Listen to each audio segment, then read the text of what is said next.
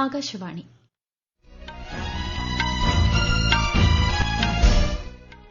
നമസ്കാരം. വാർത്തകൾ വായിക്കുന്നത് കൃഷ്ണ പ്രകൃതി.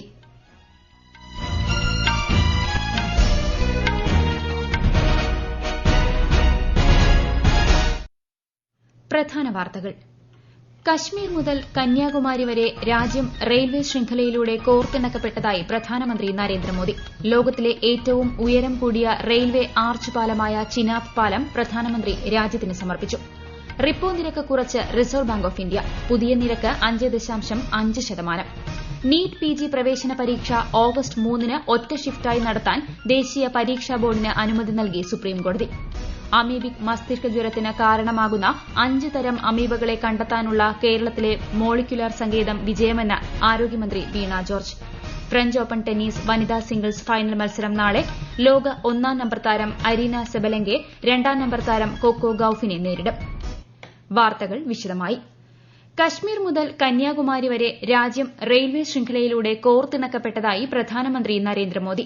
ജമ്മുകശ്മീരിലെ കത്രയിൽ ലോകത്തിലെ ഏറ്റവും ഉയരം കൂടിയ റെയിൽവേ ആർച്ച് പാലമായ ചിനാബ് പാലത്തിന്റെയും അഞ്ചി ഘാട്ട് പാലത്തിന്റെയും ഉദ്ഘാടനം നിർവഹിക്കുകയായിരുന്നു പ്രധാനമന്ത്രി. ശ്രീനഗറിൽ നിന്നും കത്രയിലേക്കുള്ള ആദ്യ വന്ദേ ഭാരത് സർവീസും ഇന്ന് ഫ്ളാഗ് ഓഫ് ചെയ്തു. 46,000 കോടി രൂപയുടെ വിവിധ വികസന പദ്ധതികളും പ്രധാനമന്ത്രി നാടിന് സമർപ്പിച്ചു. ഇന്ത്യയുടെ കിരീടമാണ് ജമ്മുകശ്മീർ എന്ന് പറഞ്ഞ പ്രധാനമന്ത്രി ഉധംപൂർ ശ്രീനഗർ ബാരാമുള്ള റെയിൽ ലൈൻ പദ്ധതി വെറുമൊരു പേരല്ലെന്നും ജമ്മുകശ്മീരിന്റെ കരുത്തിന്റെ പ്രതീകവും ഇന്ത്യയുടെ ശക്തി പ്രഖ്യാപനവുമാണെന്ന് അഭിപ്രായപ്പെട്ടു. ചിനാബ് അഞ്ചി പാലങ്ങൾ ജമ്മുകശ്മീരിൽ അഭിവൃദ്ധിയുടെ വാതായനം തുറക്കുമെന്നും പ്രധാനമന്ത്രി കൂട്ടിച്ചേർത്തു. उधमपुर, श्रीनगर, बारामूला ये रेल लाइन प्रोजेक्ट ये सिर्फ नाम नहीं है, ये जम्मू कश्मीर के नए सामर्थ्य की पहचान है. भारत के नए सामर्थ्य का जयघोष है. ഉപരാഷ്ട്രപതി ജഗ്ദീപ് ധൻകർ 2 ദിവസത്തെ ഹിമാചൽ പ്രദേശ് സന്ദർശനത്തിനായി ഷിംലയിലെത്തി. ഷിംലയിലെ അന്നഡെയിൽ ഹെലിപാഡിലെത്തിയ അദ്ദേഹത്തെ ഗവർണർ ശിവപ്രസാദ് ശുക്ല, മുഖ്യമന്ത്രി സുഖ്വീന്ദർ സിംഗ് സുഖു തുടങ്ങിയവർ ചേർന്ന് സ്വീകരിച്ചു. നാളെ സോളൻ ജില്ലയിലെ നൌനിയിലുള്ള doctor YS Parmar horticulture and forestry സർവകലാശാലയിലെ ഗവേഷകരുമായും അധ്യാപകരുമായും ഉപരാഷ്ട്രപതി സംവദിക്കും. മെഡിക്കൽ പിജി പ്രവേശന പരീക്ഷയായ നീറ്റ് ഓഗസ്റ്റ് 3 ഒറ്റ ഷിഫ്റ്റായി നടത്താൻ ദേശീയ പരീക്ഷാ ബോർഡിന് അനുമതി നൽകി സുപ്രീംകോടതി. ജൂൺ 15 ആദ്യം പരീക്ഷ നിശ്ചയിച്ചിരുന്നത്. പരീക്ഷ നടത്താൻ 2 മാസത്തിലധികം സമയം ആവശ്യപ്പെട്ട പരീക്ഷാ ബോർഡിനെ തുടക്കത്തിൽ ചോദ്യം ചെയ്ത ജസ്റ്റിസ് പ്രശാന്ത് കുമാർ മിശ്രയുടെ നേതൃത്വത്തിലുള്ള ഡിവിഷൻ ബെഞ്ച് ഓഗസ്റ്റ് 3 പരീക്ഷ നടത്താൻ അനുമതി നൽകുകയായിരുന്നു. അതേസമയം പരീക്ഷ നടത്താൻ ഇനി സമയം അനുവദിക്കില്ലെന്നും സുപ്രീംകോടതി വ്യക്തമാക്കി. തുടർച്ചയായ 3ാം തവണയും റിപ്പോ നിരക്ക് കുറച്ച് Reserve Bank of India. 50 basis point കുറച്ചതോടെ നിലവിലെ നിരക്ക് 6% നിന്ന് 5.5%. പണപ്പെരുപ്പം കുറയുന്നതോടൊപ്പം വളർച്ചയ്ക്ക് മുൻഗണന നൽകേണ്ട സാഹചര്യവും കണക്കിലെടുത്താണ് റിപ്പോ നിരക്കിൽ കുറവ് വരുത്തിയത്. RBI ഗവർണർ സഞ്ജയ് മൽഹോത്രയുടെ നേതൃത്വത്തിലുള്ള പണനയ സമിതിയുടെ യോഗമാണ് നിരക്കുകൾ പ്രഖ്യാപിച്ചത്. ഉമീദ് പോർട്ടൽ കേന്ദ്ര ന്യൂനപക്ഷ കാര്യമന്ത്രി കിരൺ റിജിജു പുറത്തിറക്കി. പുതിയ വഖഫ് സ്വത്തുക്കളുടെ രജിസ്ട്രേഷൻ, വഖഫ് വിശദാംശങ്ങൾ ഫയൽ ചെയ്യൽ, വഖഫ് രജിസ്ട്രാറിന്റെ പരിപാലനം ഉൾപ്പെടെ വിവിധ ആവശ്യങ്ങൾ നിറവേറ്റുന്നതിനായാണ് പോർട്ടൽ സ്ഥാപിച്ചിട്ടുള്ളത്. വഖഫ് സ്വത്തുക്കളുടെ നടത്തിപ്പിലും ഭരണത്തിലും സുതാര്യത കൊണ്ടുവരാൻ പോർട്ടൽ സഹായകമാകുമെന്ന് കേന്ദ്രമന്ത്രി പറഞ്ഞു. आज वक्फ अमेंडमेंट एक्ट का पहला सबसे बड़ा इम्प्लीमेंटेशन का प्रोसेस शुरू हो गया है. ये उम्मीद पोर्टल ये डिजिटल तरीके से सारे वक्फ प्रॉपर्टीज का मैनेजमेंट किस तरीके से करना है, जिसके चलते कोई दुरुपयोग ना कर सके, कोई उसको छुपा ना रख सके, ना इसको किसी तरीके से गुमराह कर सके. पूरे ट्रांसपेरेंट तरीके से ये काम करे. അമീബിക് മസ്തിഷ്ക ജ്വരത്തിന് കാരണമാകുന്ന 5 തരം അമീബകളെ കണ്ടെത്താനുള്ള കേരളത്തിലെ മോളിക്യുലർ സങ്കേതം വിജയം. മോളിക്യുലർ ലാബിലൂടെ ആദ്യത്തെ അമീബയുടെ രോഗസ്ഥിരീകരണം നടത്തിയതായി ആരോഗ്യമന്ത്രി വീണ ജോർജ് അറിയിച്ചു. തിരുവനന്തപുരം, കോഴിക്കോട് മെഡിക്കൽ കോളേജുകളിലെ മൈക്രോബയോളജി വിഭാഗങ്ങളെ കൂടി രോഗനിർണയത്തിനായുള്ള വിദഗ്ധ കേന്ദ്രങ്ങളായി വികസിപ്പിക്കുമെന്ന് മന്ത്രി പറഞ്ഞു. ഈ വാർത്തകൾ ആകാശവാണിയിൽ നിന്ന്.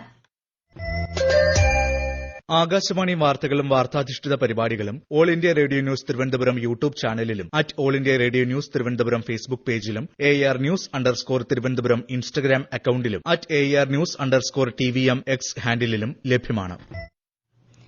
ഭാരതീയ ഭാഷാ വിഭാഗമായ ഭാരതീയ ഭാഷാ അനുഭാഗിന് ന്യൂഡൽഹിയിൽ തുടക്കം കുറിച്ച് കേന്ദ്ര സഹകരണ മന്ത്രി അമിത്ഷാ വിദേശ ഭാഷകളുടെ സ്വാധീനത്തിൽ നിന്ന് ഭരണ സംവിധാനത്തെ മോചിപ്പിക്കുന്നതിനുള്ള നാഴികക്കല്ലായി ഇത് മാറുമെന്ന് ശ്രീ ഷാ പറഞ്ഞു. ഭാരതീയ ഭാഷാ അനുഭാഗ് സ്ഥാപിതമായതോടെ ഔദ്യോഗിക ഭാഷാ വകുപ്പ് ഒരു സമ്പൂർണ്ണ വകുപ്പായി മാറും. സിക്കിമിൽ മംഗൻ ജില്ലയിലെ ലാച്ചനിൽ കുടുങ്ങിക്കിടന്ന എല്ലാ വിനോദസഞ്ചാരികളെയും സുരക്ഷിതമായി ഒഴിപ്പിച്ചു. ഇന്ന് ബാഗ്ഡോഗ്രയിൽ നിന്നും പാക്യോങ്ങിൽ നിന്നും സർവീസ് നടത്തിയ ഇന്ത്യൻ വ്യോമസേനയുടെ ഹെലികോപ്റ്ററുകളാണ് അവശേഷിച്ച വിനോദസഞ്ചാരികളെയും പ്രദേശവാസികളെയും രക്ഷപ്പെടുത്തിയത്.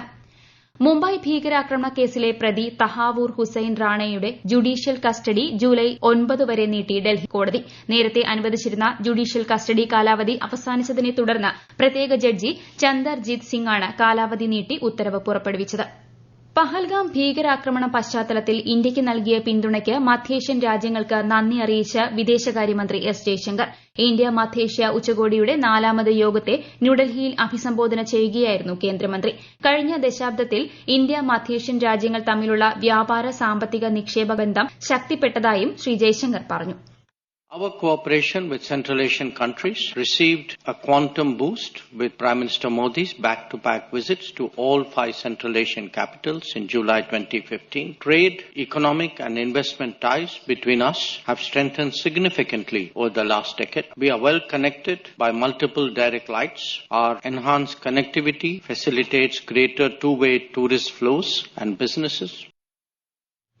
ത്യാഗത്തിന്റെയും സമർപ്പണത്തിന്റെയും ഓർമ്മകൾ പങ്കുവച്ചും വിശ്വാസത്തിന്റെ കരുത്ത് മുറുകെ പിടിച്ചും ഇസ്ലാം മതവിശ്വാസികൾ നാളെ ബലിപെരുന്നാൾ ആഘോഷിക്കും. ഹജ്ജ് കർമ്മത്തിന്റെ പരിസമാപ്തി കൂടിയാണ് ബലിപെരുന്നാൾ. വിവിധ പള്ളികളിൽ പെരുന്നാൾ നമസ്കാര ചടങ്ങുകൾ നടക്കും. കേരളത്തിൽ ഇന്ന് നിശ്ചയിച്ചിരുന്ന പൊതു അവധി നാളത്തേക്ക് മാറ്റി സംസ്ഥാന സർക്കാർ ഉത്തരവിറക്കിയിട്ടുണ്ട്. സംസ്ഥാനത്തെ കേന്ദ്ര ജീവനക്കാരുടെ ബക്രീദ് അവധിയും നാളത്തേക്ക് മാറ്റി. എല്ലാ വിശ്വാസികൾക്കും ഗവർണർ രാജേന്ദ്ര വിശ്വനാഥ് ആർലേക്കർ, മുഖ്യമന്ത്രി പിണറായി വിജയൻ തുടങ്ങിയവർ ബക്രീദ് ആശംസകൾ നേർന്നു. ഫ്രഞ്ച് ഓപ്പൺ വനിതാ സിംഗിൾസിൽ നാളെ നടക്കുന്ന ഫൈനലിൽ ലോക 1-ാം നമ്പർ താരം ബെലാറസിന്റെ അരീന സബലെങ്ക ലോക 2-ാം നമ്പർ താരമായ അമേരിക്കയുടെ കൊക്കോ ഗൌഫിനെ നേരിടും. പുരുഷ സിംഗിൾസിൽ ഇപ്പോൾ നടക്കുന്ന സെമിയിൽ നിലവിലെ ചാമ്പ്യൻ സ്പെയിനിന്റെ കാർലോസ് അൽക്കാരസ് ഇറ്റാലിയൻ താരം ലൊറൻസോ മുസറ്റിയെ നേരിടുകയാണ്. ഇന്തോനേഷ്യൻ ഓപ്പൺ ബാഡ്മിന്റൺ പുരുഷ ഡബിൾസിന്റെ ക്വാർട്ടർ ഫൈനലിൽ ഇന്ത്യയുടെ ചിരാഗ് ഷെട്ടി സാത്വിക് സായ്രാജ് രംഗിറെഡ്ഡി സഖ്യത്തിനെ മലേഷ്യൻ സഖ്യം നേരിട്ടുള്ള സെറ്റുകൾക്ക് പരാജയപ്പെടുത്തി. സ്കോർ 19-21, 16-21. വനിതാ സിംഗിൾസിൽ പി.വി. സിന്ധു ക്വാർട്ടർ കാണാതെ പുറത്തായി. കഴിഞ്ഞ വർഷം 23 കോടിയിലധികം ആളുകളുടെ പങ്കാളിത്തത്തിലൂടെ യോഗ ഇന്ത്യയെ ആഗോള സ്വാസ്ഥ്യത്തിന്റെ കേന്ദ്രമാക്കി മാറ്റിയതായി കേന്ദ്ര സർക്കാർ. ലോകാരോഗ്യ സംഘടനയുടെ പങ്കാളിത്തം, ധാരണാപത്രങ്ങൾ, ലോകമെമ്പാടുമുള്ള അക്കാദമിക് ചെയറുകൾ എന്നിവയുടെ പിന്തുണയോടെ ആയുർവേദം ഇന്ത്യയെ സമഗ്ര ആരോഗ്യ സംരക്ഷണത്തിനുള്ള കേന്ദ്രമാക്കി മാറ്റുന്നതായും കേന്ദ്ര സർക്കാർ വ്യക്തമാക്കി. ബംഗളൂരുവിലെ ചിന്നസ്വാമി സ്റ്റേഡിയം ദുരന്തവുമായി ബന്ധപ്പെട്ട് RCB cricket team marketing head Nikhil Sosale, DNA entertainment private limited മാനേജർമാരായ സുനിൽ മാത്യു, കിരൺ കുമാർ എന്നിവരെ കർണാടക പോലീസ് അറസ്റ്റ് ചെയ്തു. ബുധനാഴ്ച റോയൽ ചലഞ്ചേഴ്സ് ബംഗളൂരു വിജയാഘോഷത്തിനിടെയുണ്ടായ തിക്കിലും തിരക്കിലും പെട്ട് 11 പേർക്കാണ് ജീവൻ നഷ്ടമായത്. വിദേശ വിദ്യാർത്ഥികൾക്ക് ഹാർവാർഡ് സർവകലാശാലയിൽ വിലക്ക് ഏർപ്പെടുത്തിയ അമേരിക്കൻ പ്രസിഡന്റ് ഡൊണാൾഡ് ട്രംപിന്റെ പ്രഖ്യാപനം താൽക്കാലികമായി തടഞ്ഞ് ഫെഡറൽ കോടതി. ബോസ്റ്റണിലെ ഡിസ്ട്രിക്ട് ജഡ്ജിയാണ് ഉത്തരവ് സ്റ്റേ ചെയ്തത്. ഓപ്പറേഷൻ സിന്ദൂറിന്റെ പശ്ചാത്തലത്തിൽ ഭീകരവാദത്തിനെതിരായ ഇന്ത്യയുടെ ശക്തമായ നിലപാട് ലോകരാജ്യങ്ങളെ അറിയിക്കുന്നതിനായി നിയോഗിച്ച സംഘങ്ങളുടെ പര്യടനം തുടരുന്നു. ബിജെപി എംപി രവിശങ്കർ പ്രസാദിന്റെ നേതൃത്വത്തിലുള്ള സംഘം ജർമ്മനിയിലെത്തി. ശശി തരൂർ എംപിയുടെ നേതൃത്വത്തിലുള്ള സംഘം പര്യടനത്തിന്റെ അവസാന പാദത്തിലാണ്. 5 സംഘങ്ങൾ കഴിഞ്ഞ ദിവസം പര്യടനം വിജയകരമായി പൂർത്തിയാക്കി തിരിച്ചെത്തിയിരുന്നു. കോൺഗ്രസിന്റെ മുതിർന്ന നേതാവും കെപിസിസി മുൻ അധ്യക്ഷനുമായ തെന്നല ബാലകൃഷ്ണപിള്ള തിരുവനന്തപുരത്ത് അന്തരിച്ചു. 95 വയസ്സായിരുന്നു.